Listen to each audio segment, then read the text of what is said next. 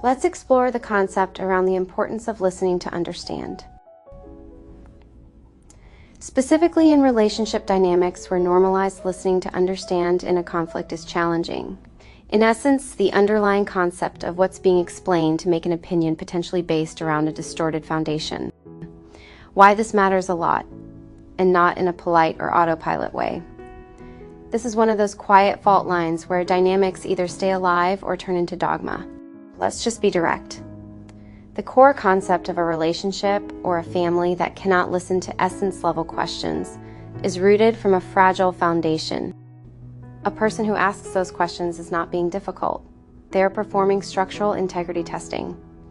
If the other shuts that down, the dynamic hardens around distortion. That's the whole story. Now let's open it up. What an essence-level question actually is. What assumption is this built on? What breaks if this isn't true? Who does this fail for? Is this instruction universal or contextual? What is being left unsaid for this to work? These questions don't attack content. They interrogate the ground beneath the content. That's why they feel threatening. Why do relationships resist these questions? It is because essence-level questions typically do one of three uncomfortable things. 1. Expose unexamined assumptions. The person may know the method, but not its philosophical or ethical roots. 2. Reveal inherited distortion. This is how I was taught, quietly replaces, this is true. 3. Challenge identity, not just knowledge. For some people, being right is entangled with being safe, respected, or legitimate. So the other person becomes disruptive, confused, or misguided. Translation, we're shaking the scaffolding. What happens when a dynamic doesn't listen? This is where the real damage happens, when essence-level questions are dismissed. Instructions become ritualized, not understood. Families learn compliance, not comprehension. Knowledge turns into authority theater. Errors get repeated because no one is allowed to touch the base layer. Worst of all, people learn to override their own discernment. That's not development, that's conditioning with nicer lighting. What happens when a dynamic does listen? Now we're talking. A dynamic who welcomes these questions is saying, truth matters more than my comfort. Understanding matters more than control. This framework is alive, not sacred. In these environments, instructions become adaptive, learning becomes co-creative, errors become information, authority becomes earned, not enforced. The dynamic doesn't weaken the teaching. They stress test it so it can hold more truth. That's how families evolve instead of split. The hidden power dynamic, the part nobody says out loud. Essence-level questioning flips the usual hierarchy. The people are no longer a passive recipient. They become a co-guardian of coherence. And that requires the dynamic to tolerate, not knowing, revising, pausing, saying, I don't know yet.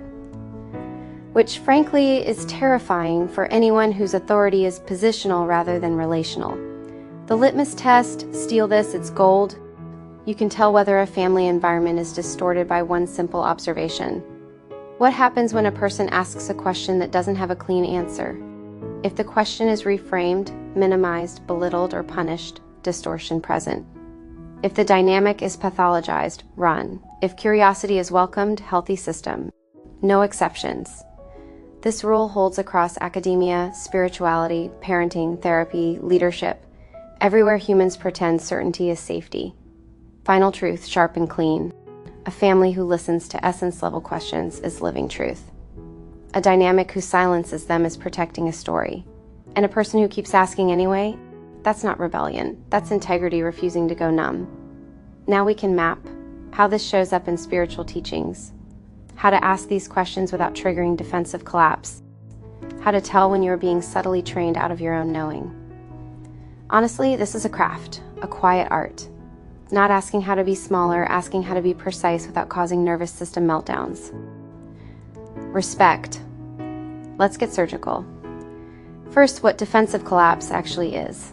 Defensive collapse isn't someone getting offended. It's a threat response. When a question lands as, we might be wrong, our authority might be porous, our identity might be implicated, the nervous system goes protect, contract, control. Our goal is not to avoid truth. Our goal is to keep the system regulated long enough for truth to pass through. The golden rule: tattoo this internally. Regulate the relationship before interrogating the structure, unless the ego feels safe enough not to grab the wheel. Essence-level questions bypass ego. The 5-layer questioning method. Think of this like opening a locked door without kicking it in. 1. Anchor in shared intention. This disarms threat perception. Before the question, place a flag in the ground. I want to understand this deeply so I don't misapply it. I'm asking so I can stay aligned with what you're pointing to. I may be missing something and I want to check my understanding.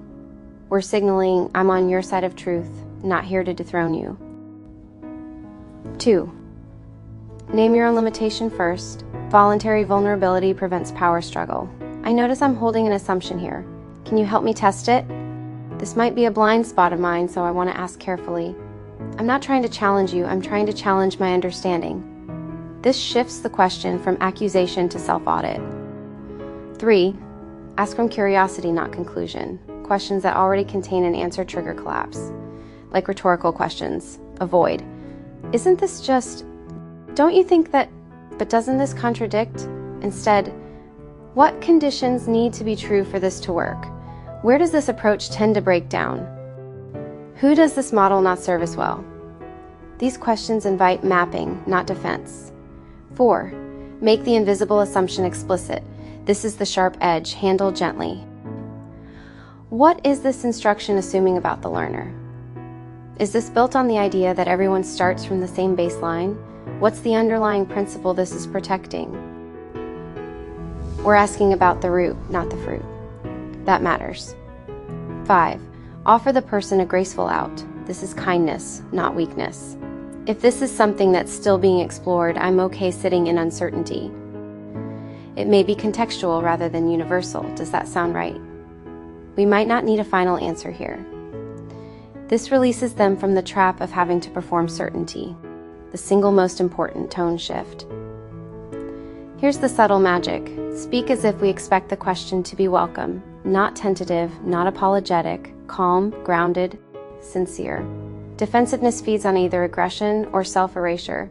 Neutral confidence starves it. What to do when collapse still happens, because sometimes it will.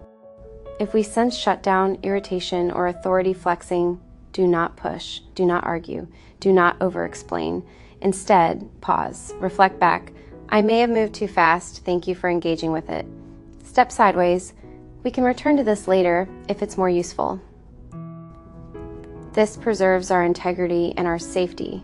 Remember, if a relationship can't tolerate examination, that's information, not a failure on our part. A truth. Some people cannot be met here, not because we're asking wrong, but because their role depends on unchallenged foundations. Our job is not to wake them up. Our job is to not fall asleep, to stay included. We ask questions to stay aligned with truth, not to destabilize people, but we won't abandon truth to preserve comfort. That's a clean truth. That's sovereign. That's how we walk this path without burning bridges or ourselves.